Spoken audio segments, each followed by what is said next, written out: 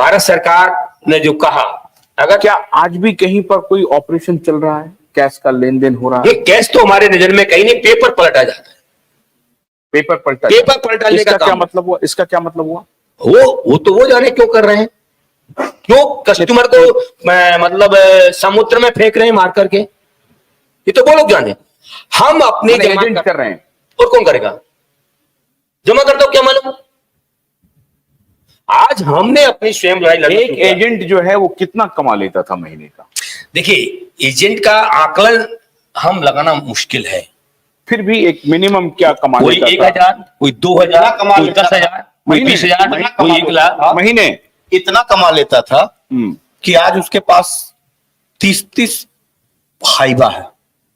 अरे बाप रे, नहीं ये सब सारे एजेंट की बात है। नहीं, मैं बता रहा हूँ कितना कमा लेते थे, कि ऐसे कई एजेंटों के पास 30 हाइवा का मतलब समझ रहे हैं ना? हाइवा मतलब 30 से 35 लाख रुपए में आती है एक हाइवा। और झारखंड के एक साथी के पास 15 से 20 से 30 के बीच में हाइवा है, एजेंट है, सीनियर मोस्ट।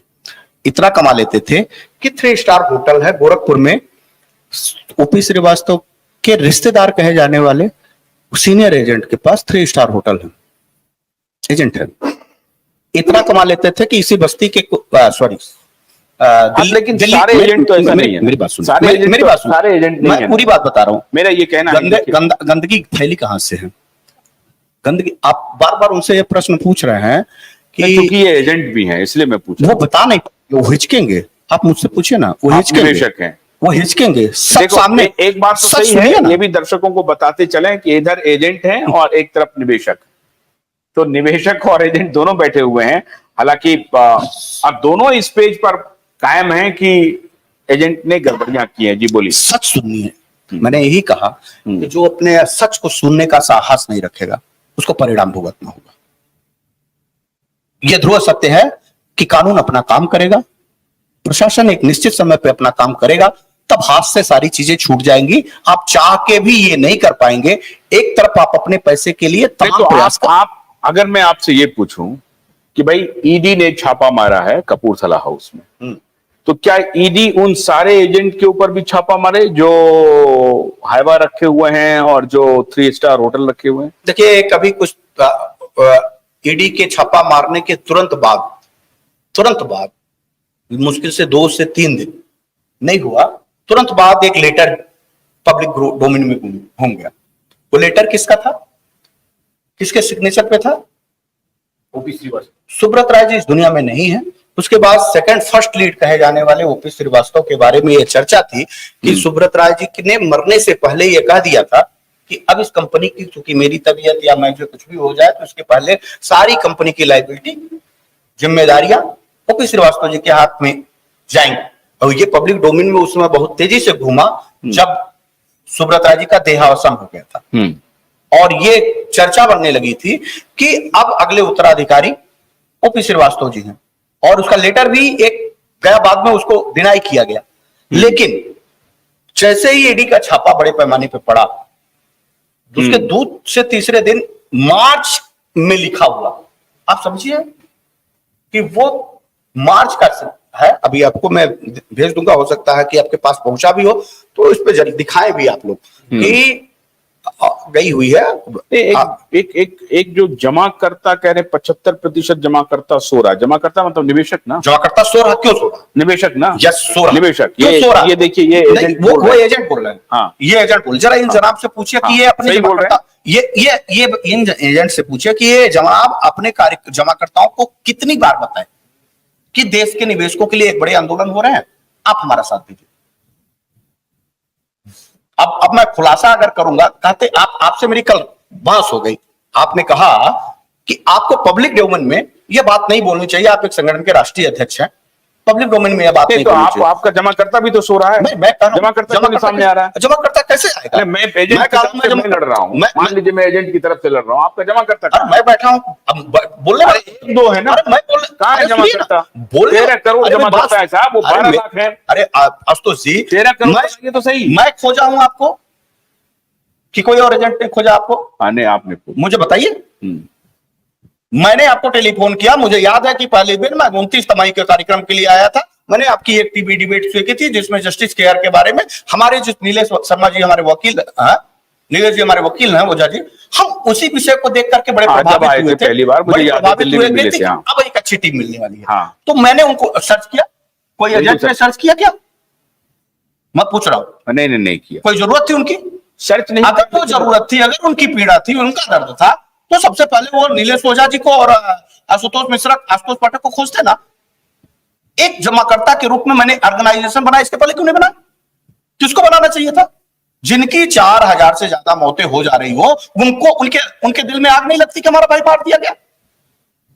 उनके दिल में नहीं लगता, गुस्सा नहीं आती? तो मौत हुई है एजेंट की, मुझे बताइए, गुस्सा नहीं आती आपको? एजेंट भी तो एजेंट की ही मौत हुई है। जिस आदमी के साथ कभी क्या बोलते हैं सतीश चतुर्वेदी जी चाय पीते हुए वो दिल्ली क्या नाम है लखनऊ और कभी उनकी ऑफिसों में एक दूसरे को ये कंपटीशन बीट कराते हुए कि आज मेरा व्यवसाय इतना हुआ, आज मेरा व्यवसाय उतना हुआ, उसी में से एक भाई इस नाते आत्महत्या कर ले रहा कि पब्लिक में उसका पैसा नहीं जा रहा, उसके ऊपर मानसिक प्रेशर हो। आपके सगा भाई है वो, एक तरह से सगा भाई, आपको गुस्सा नहीं लगती? हमारे सगे भाई को कोई गोली मार देगा, हमको गुस्सा नहीं लगेगी? अरे हमको मौका लगेगा तो हम उसको गोली नहीं, उसके परिवार को तबाह कर देंगे।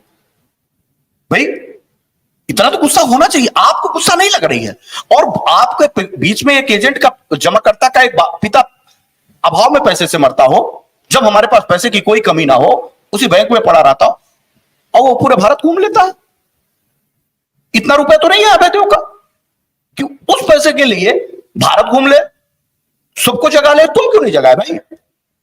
और यकीन मानिए कि ये जो जमाकर्ता कार्यकर्ता 95%, सिर्फ 5% लोगों ने इस आंदोलन को आज तक का साथ दिया, जिसमें सतीश चतुर्वेदी जैसे ऐसे लोग हैं। 5% ही क्या, 13 करोड़ कहने वालों में से 3.5 लाख लोग अभी बचे हुए से हम मानते हैं। नहीं तो क्या आप लोगों ने सारे एजेंट को संपर्क किया? जब मैं तो कहूंगा ना कि सतीश जी, आपके इस चैनल पे इस वीडियोस को घूम रहा है पूरे हिंदुस्तान का, कोई ऐसा नहीं है, चाहे सहारा का प्रबंधन तंत्र हो और चाहे सरकारें हो या फिर एक एजेंट आपके चैनल को फॉलो नहीं करता, जानता नहीं। अगर वो सहारा सुब्रत राय को जानता है तो अभय देव ऑल इंडिया जन आंदोलन संघर्ष न्याय मोर्चा को जानता है। ऐसा कैसे नहीं जानता है? सब जानता है। पूछिए जरा, उससे पूछिए कि उसको रोका किसने है और क्यों रुके हो तुम?